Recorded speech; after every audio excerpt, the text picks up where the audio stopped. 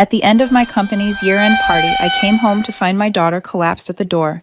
My sister leaned against the wall, shrugging, just disciplined her. My parents stepped out cold. She deserved it.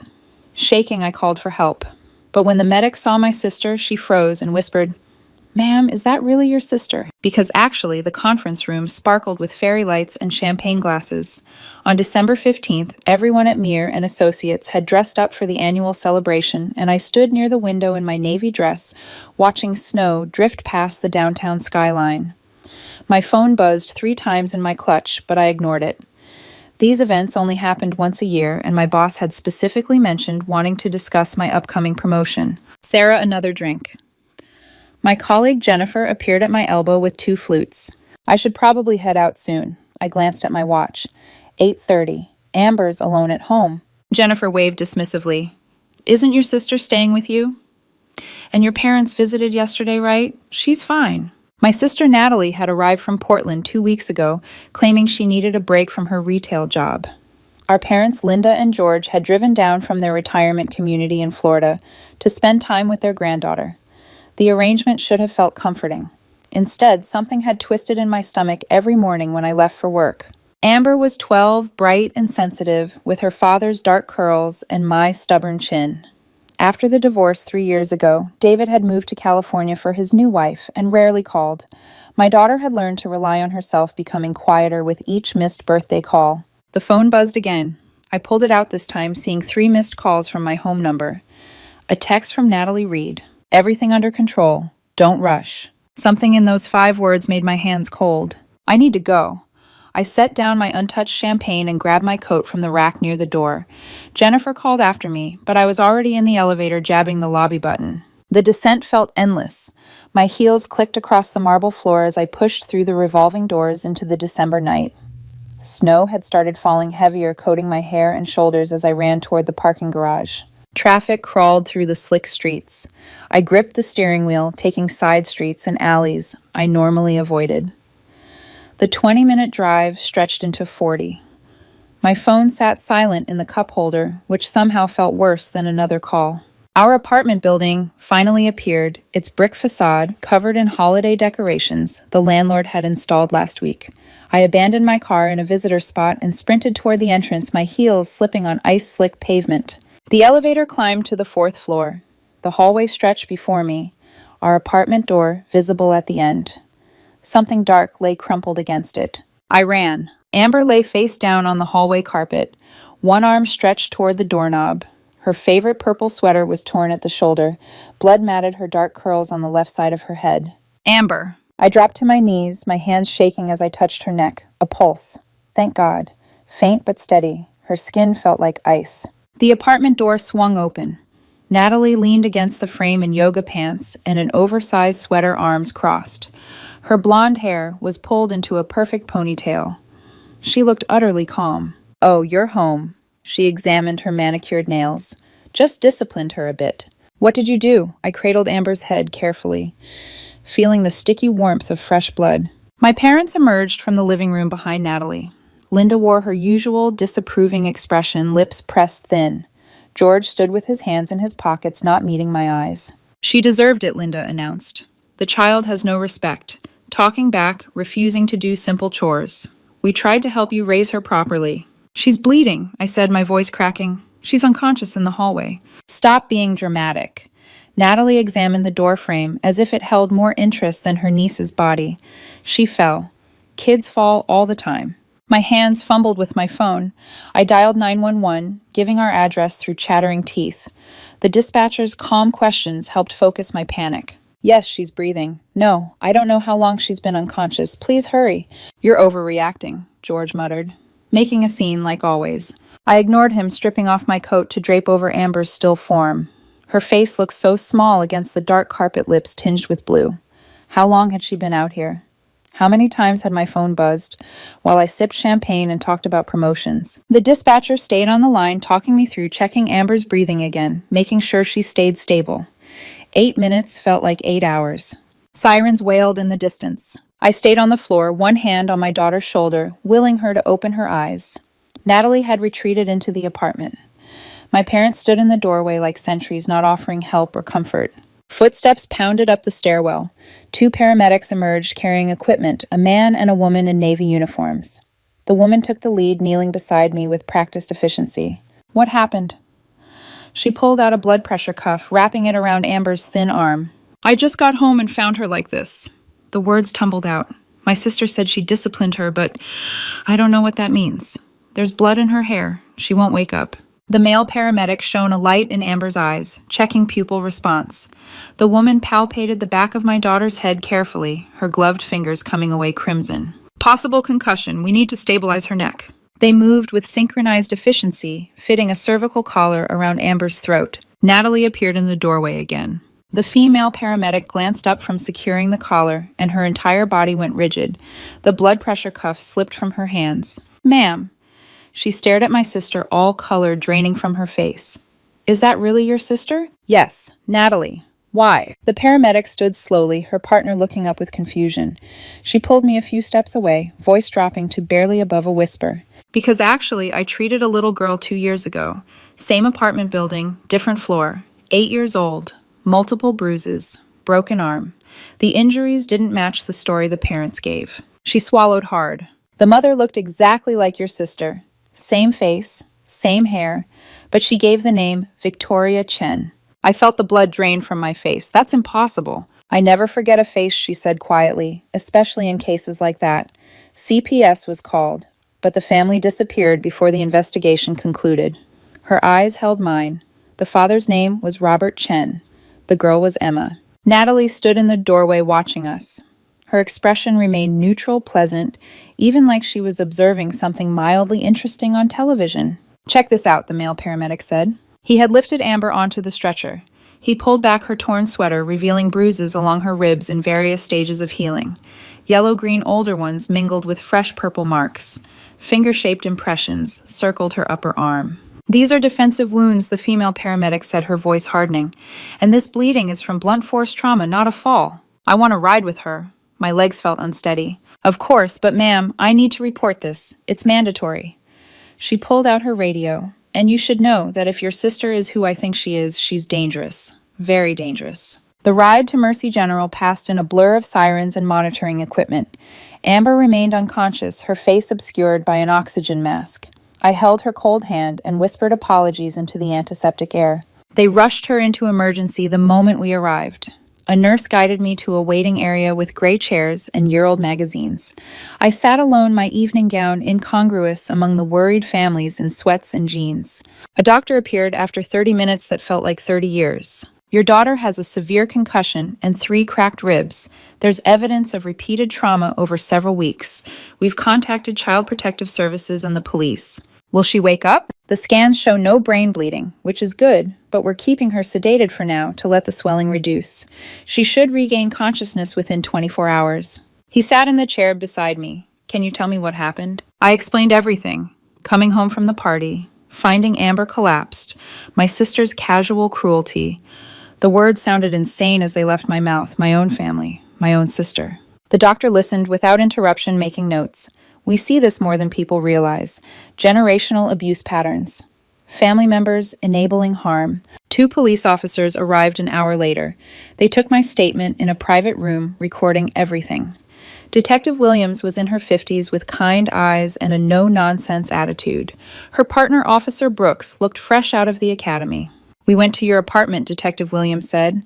Nobody was there. No clothes in the guest room. No sign anyone had been staying with you. Your parents' car is gone from the visitor parking. They ran. The reality settled like stones in my stomach. We've issued a bolo for all 3. Can you provide photos? I scrolled through my phone, finding pictures from Thanksgiving. Natalie smiling beside the turkey she'd insisted on cooking. My parents with Amber between them, everyone looking happy, normal. The perfect family holiday. Send those to this email. Detective Williams handed me a card. Now tell me everything you know about your sister's past. I knew so little. Natalie had always been my parents' favorite. 5 years younger and infinitely more charming. She'd moved around a lot different cities every few years. Portland, Seattle, Denver, Phoenix. She worked retail jobs that never seemed to last. Dated men she never introduced to the family. She was married once, I said slowly. Maybe 10 years ago. I don't remember much about it. It didn't last long. A few months. Do you know her ex-husband's name? James something? She never talked about it. Detective Williams exchanged a look with Officer Brooks. We'll run a thorough background check. The paramedics' tip about the Chen family is being followed up. If your sister was using an alias, we need to know why. They left me with instructions to stay at the hospital. A social worker appeared with paperwork and sympathetic platitudes. I signed forms giving permission for photographs of Amber's injuries to be shared with law enforcement. Around midnight, they moved her to a private room. I sat beside the bed, watching the steady rise and fall of her chest beneath white blankets. Monitors beeped rhythmically. Someone had cleaned the blood from her hair, revealing a line of stitches above her left ear. My phone buzzed. A text from an unknown number. You always were too soft. Maybe next time you'll raise her right. I showed it to the officer stationed outside the door. He called it in immediately, requesting a trace on the number. Jennifer texted asking if I was okay, saying my sudden departure had everyone worried. I couldn't formulate a response that made sense. Sorry, can't make it to the after party. My sister beat my daughter unconscious. Have a great night. I turned off my phone. Sleep came in fitful snatches on the uncomfortable chair. Nurses checked vitals every 2 hours, their soft footsteps and quiet voices oddly comforting. Around 4 a.m., Amber's fingers twitched against mine. Baby, I leaned forward. Amber, can you hear me? Her eyelids fluttered but didn't open. The night nurse appeared, checking her pupils again with a small flashlight. Good signs, she murmured. Doctor will be pleased. Dawn filtered through the window blinds, painting everything in shades of gray. My muscles ached from sleeping upright. My evening gown was wrinkled and stained with dried blood. I must have looked like I'd survived my own disaster. Detective Williams returned at 7, bringing coffee and a bag of bagels from the cafeteria. Her expression was grim. We found something. She opened a laptop, turning it toward me. Your sister has 4 different identities in 4 different states. Natalie Porter, Victoria Chen, Rebecca Morrison, Diane Stafford. Same woman, same face, different names. The screen showed driver's licenses, each with my sister's face, but different addresses, ages, even eye colors. In one, she was brunette, in another, a redhead. Each identity had a family situation that ended badly. Detective Williams continued. The Chen family was the case the paramedic remembered. CPS investigation for child abuse before they vanished. She clicked to another file. The Morrison identity was in Denver. Another child abuse report, but Diane Morrison claimed it was the stepfather and that she was protecting the kid. The investigation was dropped when they moved. Detective Williams pulled up more files. Rebecca Stafford in Phoenix. That one's worse. Her boyfriend was arrested for breaking a 10-year-old boy's arm. Rebecca testified against him, played the horrified girlfriend, and got custody of the kid she'd been dating the father for. Where are these children now? I asked, my voice barely audible. Foster care, most of them. Some with relatives. They all tell similar stories. A nice woman moves in or starts dating their parent. Seems wonderful at first, then gradually becomes cruel. Punishments for minor infractions. Isolating the kid from the other parent. If anyone questions it, she disappears and starts over somewhere new. I stared at the screen. My sister's face multiplied across aliases and lies. Why children? That's what the FBI is trying to figure out. We've been in contact with them since 3 a.m. This crosses state lines. Multiple jurisdictions. She closed the laptop. Your parents enabled her. Probably helped her move and establish new identities. We're looking into their finances now. I let her into my home, I said, the words choking out. I left my daughter alone with her. You had no reason to suspect, Detective Williams said gently. She's good at what she does. The pattern shows she targets single parents, usually ones with demanding jobs. Detective Williams continued. She offers help, makes herself indispensable, waits until the parent is dependent on her presence. Then the abuse starts always when the parent isn't around. The night I worked late last week, Amber seemed scared when I got home, I said. She said she'd forgotten to do the dishes, and Aunt Natalie got upset. I told her to be more considerate since Natalie was doing us a favor. Don't do that to yourself, Detective Williams said. She's a predator. She knows exactly how to manipulate everyone involved. A nurse stuck her head into the room. Your daughter's waking up. I rushed to the bedside. Amber's eyes opened slowly, unfocused, and confused. She blinked at the white ceiling, the IV in her arm, the monitors surrounding her bed. Mom, her voice came out as a croak. I'm here, baby. You're safe. You're in the hospital.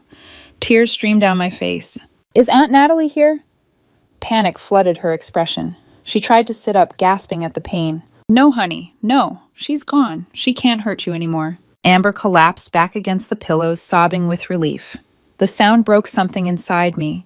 My 12-year-old daughter had been terrified in her own home, and I'd been blind to it. A pediatric trauma specialist arrived later that morning. Dr. Pamela Winters had gray hair and a gentle manner that immediately put Amber at ease. They talked privately for an hour while I paced the hallway outside Detective Williams, keeping me company. "She's asking for you," Dr. Winters said when the door finally opened. Her expression was carefully neutral. Amber sat propped on pillows, looking small and fragile. She twisted the edge of the blanket between her fingers. "I'm sorry I didn't tell you," she whispered. "Aunt Natalie said if I told anyone, she'd say I was lying to get attention because Dad left. She said Grandma and Grandpa would back her up, that nobody would believe me. Tell me now, everything." I pulled the chair close and took her hand. The story emerged in painful fragments. It started small. Natalie criticizing how Amber ate, how she dressed, how she spoke, suggesting improvements in a friendly way. Then the improvements became demands. Clean your room to Natalie's impossible standards, or lose phone privileges. Do the dishes perfectly, or skip dinner. Complete homework faster, or stand facing the corner for an hour. "Grandma and Grandpa visited 2 weeks ago," Amber said. "I thought they'd help, but they said Aunt Natalie was teaching me discipline, that I was spoiled because you worked too much and felt guilty." Her voice dropped. Grandma held my arms while Aunt Natalie hit me with a wooden spoon. She said it was for talking back. My vision blurred with rage and tears. Last night, I dropped a glass washing dishes. It slipped because my hands were wet. She touched the bandage on her head. Aunt Natalie got so mad. She grabbed my hair and slammed my head against the counter. Then she dragged me to the door and pushed me out into the hallway. She said I could come back when I learned to be careful. "You were unconscious in the hallway for at least 30 minutes before I got home," I said. I remember trying to knock, Amber whispered, but everything got fuzzy. She started crying again. I thought I was going to die out there. Dr. Winters stepped in. "That's enough for now. She needs rest." Over the next week, the investigation expanded. The FBI discovered that my parents had been helping Natalie for over a decade. Bank records showed regular transfers of money always after she moved to a new city. Email correspondence revealed they knew about the abuse allegations, dismissing them as lies from ungrateful children and vindictive ex-partners. 3 other families came forward after the story hit local news. Children who had been in Natalie's care, parents who had welcomed her help, all told similar stories. The pattern was undeniable. They caught my parents in North Carolina trying to flee toward the Canadian border. Natalie wasn't with them. She'd vanished somewhere between our apartment and the state line. Linda and George were extradited back to face charges of child endangerment conspiracy and obstruction of justice. I attended their arraignment sitting in the gallery and watching them shuffle in wearing orange jumpsuits. Linda's perfect hair hung limp around her shoulders. George had aged a decade in 2 weeks. Neither would look at me. Their lawyer argued they were elderly confused, manipulated by their troubled daughter. The prosecutor presented years of evidence showing deliberate, calculated assistance in Natalie's crimes. The judge denied bail. Amber came home after 5 days in the hospital. I'd taken a leave of absence from work, much to my boss's frustration. The promotion could wait. Everything could wait. We started therapy together twice a week with Dr. Winters. Amber had nightmares, waking up screaming that someone was in the apartment. I installed new locks, a security system, cameras in every room. It still didn't feel like enough. Jennifer visited bringing flowers and an awkward sympathy card. "I'm so sorry. If I'd known, if any of us had realized." "How could you?" I said. "I lived with her and missed it." "The police came to the office asking questions about your schedule," Jennifer said. "How often you worked late if you seemed stressed." She perched on the sofa arm. "Everyone feels terrible. We were encouraging you to stay at the party." I'm the one who should have been there. A month passed. Natalie remained at large despite FBI bulletins and media coverage. She'd likely changed her appearance again, assumed a new name, moved to a different region. The FBI agent assigned to the case, Agent Morris, called weekly with updates that never contained actual news. Amber slowly returned to herself. The bruises faded, the stitches came out, the nightmares became less frequent. She started eating normally again, laughing at stupid videos on her phone, talking about school friends. David called for the first time in 6 months after a friend sent him a news article. He was horrified, apologetic, full of explanations about why he'd been absent. I let him talk, then hung up when he suggested Amber come stay with him in California for a while. "Like hell," I muttered to the dial tone. In March, 3 months after everything fell apart, I got a call from Agent Morris. "We found her." My heart stuttered. Natalie? Natalie had been arrested in Tucson using the name Patricia Walsh. She'd been working at a preschool, dating a single father with a 6-year-old daughter. The school noticed bruises on the child and called authorities. When police arrived, Natalie ran. A fingerprint match confirmed her identity. She'll be extradited here for trial, Agent Morris continued. With the evidence we've gathered across multiple states, she's looking at 20 to 30 years minimum. What about my parents? They took a plea deal. Your mother got 8 years. Your father got 6. They'll serve time in federal prison for their role in enabling interstate crimes. The trial happened in October. I sat in the courtroom every single day, Amber beside me holding my hand. We listened to testimonies from social workers, from children Natalie had abused, from families she destroyed. The evidence was overwhelming. Natalie showed no emotion throughout. She wore conservative dresses and kept her hair neat, playing the role of a normal woman caught in unfortunate circumstances. Her lawyer tried to argue mental illness trauma from her own childhood, a desperate need for control stemming from feeling powerless. The jury didn't buy it. Guilty on all counts: child abuse, assault, conspiracy, fraud. The judge sentenced her to 45 years in prison without possibility of parole for 30. Before they led her away, Natalie's eyes found mine across the courtroom.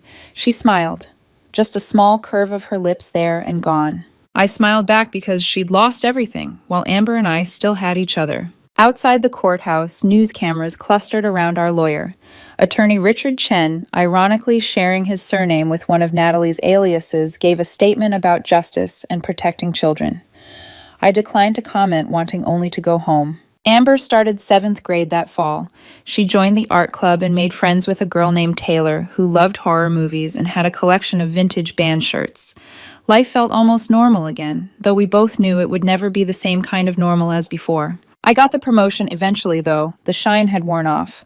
More money was nice, but I negotiated for flexible hours and the ability to work from home 3 days a week. My boss agreed after everything that had happened. We moved to a new apartment across town. A fresh start, no hallway where terrible things had occurred. Amber picked a room and we painted it teal, her favorite color. She hung fairy lights and posters, making the space entirely hers. Some nights I still wake up in a cold sweat, remembering the sight of my daughter crumpled against that door, the blood in her hair, my sister's casual shrug. Those moments are burned into my memory. Permanent scars, invisible to everyone else. But then Amber calls out from her room, asking if I want to watch a movie with her, and the present floods back. She's here. She's safe. We survived. A letter arrived last week from the prison. Natalie requesting to be added to my visitor list. I threw it away without finishing it, then dug it out of the trash and gave it to Agent Morris. Evidence of continued harassment, he said. She'll try to contact you. Manipulators don't stop. They just adapt. I'm ready for it now. The person who'd been blind and trusting died in that hospital waiting room. The woman who emerged is harder, more suspicious, infinitely more protective. Amber flourishes under this new vigilance. Therapy continues, helping her process trauma and rebuild trust. Dr. Winters says she's remarkably resilient. She has a good mother, the doctor told me during one session. That makes all the difference. I'm trying to believe that. The discovery of Natalie's other identities opened a Pandora's box I hadn't anticipated. Agent Morris called me in for a meeting at the FBI field office downtown. He sat across from me in a sterile conference room, files stacked between us, like accusations. We need you to look at something. He opened the first folder, revealing photographs of children. Dozens of them, different ages and ethnicities, all with haunted eyes. These are the victims we've confirmed so far. 11 children, across 7 states, over 12 years. My hands trembled as I looked through the photos. A boy with a cast on his arm, a girl with a black eye poorly covered with makeup, another child with scars on her forearms. Each face told a story of suffering. There's more. Agent Morris pulled out another folder. Your sister kept journals. We found them in a storage unit she rented under the name Victoria Chen. The journals were disturbing beyond comprehension, page after page detailing her methods, her justifications, her satisfaction at breaking down children's spirits. She wrote about finding single parents who were too busy or too guilty to notice. She described manipulating grandparents and other family members to support her. One entry from 2 years ago made me physically ill. The key is to make them feel like they deserve it. Children are so eager to believe they're the problem. A few weeks of consistent messaging, and then they'll apologize for things that aren't their fault. They'll accept punishment without question. Linda and George understand this. They raised me the same way. I pushed the journal away. She learned this from my parents. It appears so. We've been interviewing people who knew your family growing up. Neighbors, teachers, family friends. Agent Morris's expression was carefully neutral. Multiple people described your mother as controlling and your father as passive. Several mentioned concerns about how your sister was treated, but nobody reported anything official. The puzzle pieces clicked together with sickening clarity. Natalie hadn't become a monster. She'd been created as one, then perfected the craft on others. My parents hadn't just enabled her abuse, they taught her how. What about me? The question came out small. Why wasn't I like her? Different birth order, different temperament, different reactions to the same environment. You were the older child, the responsible one. You escaped by being perfect controllable. Your sister escaped by learning to control others. He closed the folders. The psychiatric evaluation suggests she has antisocial personality disorder with sadistic features. She genuinely enjoys causing pain. I left the FBI office feeling hollowed out. Everything I believed about my childhood, my family had been a carefully constructed lie. The happy holidays, the family photos, the appearance of normalcy. All of it had masked something rotten underneath. Dr. Winters helped me process these revelations. Children don't choose their families, she said. You survived yours by developing empathy and responsibility. Your sister survived by developing cruelty and manipulation. Neither of you had good options. I brought her into Amber's life. You trusted your sister because that's what we're supposed to do with family. The failure was hers, not yours. Jennifer brought work to the apartment, sometimes helping me stay current during my leave. We'd sit at the kitchen table with laptops and coffee, pretending this was a normal work-from-home arrangement. The rumor mill at the office has been brutal, she admitted one afternoon. People asking invasive questions, speculating about your family. HR had to send out a memo about appropriate workplace conversations. Great, I'm the office spectacle now. Actually, no. Most people are horrified. Teresa from accounting started a meal train for you and Amber. Marketing pulled money for gift cards. Everyone wants to help, but doesn't know how. The kindness from colleagues I barely knew outside of meetings surprised me. Casseroles appeared at our door with reheating instructions. Gift certificates to restaurants and grocery stores arrived in my work mailbox. A woman from the legal department whose name I'd never learned sent a huge box of art supplies for Amber with a note. My niece loves drawing when she's stressed. Hope this helps. These small gestures mattered more than anyone realized. Each one said, "We see you. You're not alone. This wasn't your fault." Amber's school assigned her a counselor, Mrs. Patricia Hammond, who specialized in trauma cases. They met twice a week during lunch period. Amber was resistant at first, insisting she was fine. It helps to talk to someone who isn't me, I told her. Someone who has no connection to what happened. Mrs. Hammond wears these crazy sweaters with cats on them, Amber said after her third session. Today's had a cat playing piano. It was so dumb it made me laugh. Small victories felt monumental. Amber laughing, Amber sleeping through the night, Amber eating breakfast without me having to cajole her. Each milestone marked progress away from that December night. The preliminary hearing for my parents happened in April. Their lawyer tried to argue they were victims of Natalie's manipulation, elderly people, confused by their daughter's lies. The prosecutor demolished this defense with emails, bank records, and testimony from neighbors who'd heard them discuss helping Natalie start fresh multiple times. One email from my mother to Natalie, dated 3 years prior, read, "That woman in Denver won't stop calling authorities about you.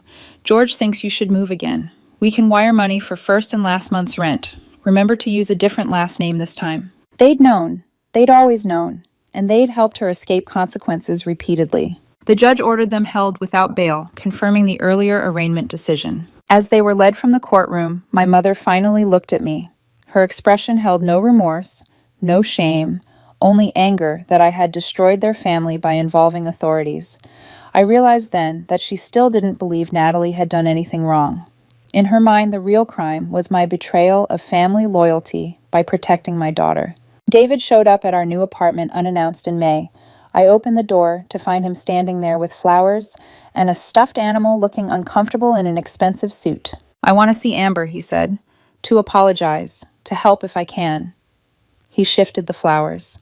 "I know I've been absent. I know I failed her, but I'm her father, Cindy. I have rights." Rights. The word tasted bitter. You haven't called in 6 months. You missed her birthday. You forgot Christmas. But now that she's been traumatized and it's all over the news, suddenly you're Father of the Year. That's not fair. You're right. What's not fair is explaining to our daughter why her father disappeared when he got a new wife.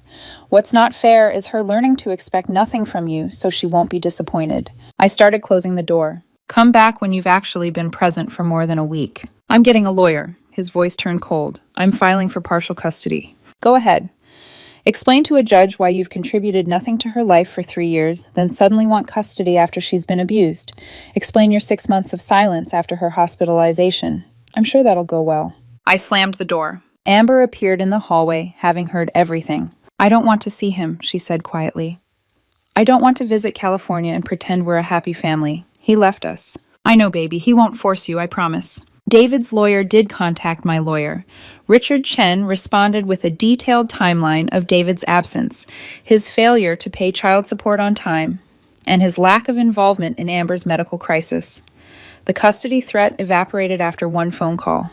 David sent a check for $5,000 and a note saying he'd respect Amber's space, money instead of presents. Typical. Summer arrived bringing humidity and the promise of long days with no school schedule.